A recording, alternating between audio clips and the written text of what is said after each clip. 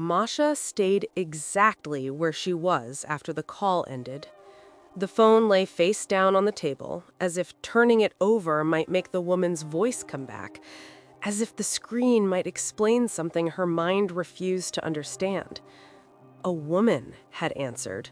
Not angry, not threatening, almost casual. And that was what made it worse. The voice replayed in her head, over and over. Calm, controlled, familiar in a way she couldn't place. She pressed her fingers against her temple, trying to force the sound out. It didn't leave. Instead, another thought settled in. The meeting. Today, 7 p.m., Golden Sand Street, 369.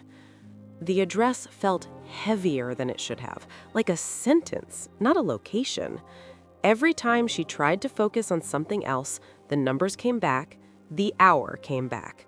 7. She checked the time again. Too early, still too early. Sleep never really came. If her eyes closed, her mind stayed awake. She lay there, staring at the ceiling, replaying Max's voice now. Calm, too calm. That wasn't how he spoke when he was tired or distracted. That was how someone spoke when they were controlling fear. Morning bled into day without her noticing. By the time Winston walked into the room, coffee in hand, he stopped short. He knew her too well.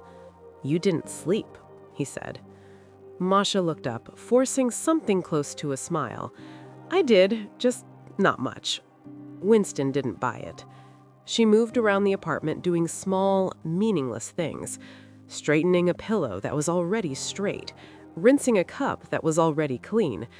Normal behavior performed badly.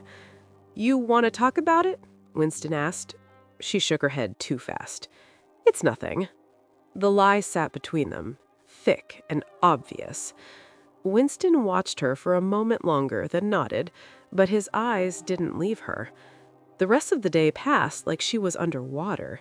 Sounds muted, thoughts slow, until the decision stopped being something she could avoid. 7 p.m. She stopped pacing, stood still, and knew she was going. Max sat on the floor of the cell, back against the wall, hands resting loosely on his knees. No pacing, no fidgeting. Silence. He replayed the call in his head the same way Masha replayed the voice. Had he protected her or marked her? He had given the address. He had said the words. The thought settled deep and heavy. If something happens to her, it started with me. The door above creaked. Light spilled through the hatch. Ava stood there, arms crossed, expression unreadable. "You're quiet," she said. Max didn't answer. She studied him for a moment longer, then spoke again, lower. "My boss is going to find out you're useless." The word landed without cruelty, just fact.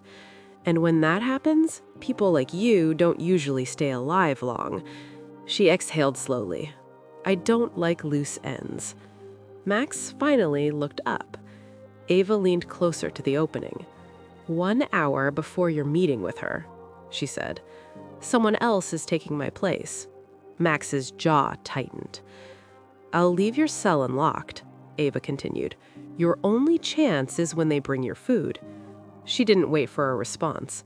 She explained quickly, precisely. "The man watching you is a compulsive smoker, 4 packs a day. When he leaves the side room to smoke, you move." She raised 2 fingers. 2 doors, 1 wood, 1 metal. You take the metal one. Her eyes never left his. "After that, there's a parking area. Go around it. The back wall is lower. You can climb it." She paused.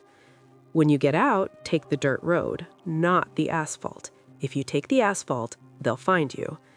Silence hung between them. Max nodded once. Ava straightened.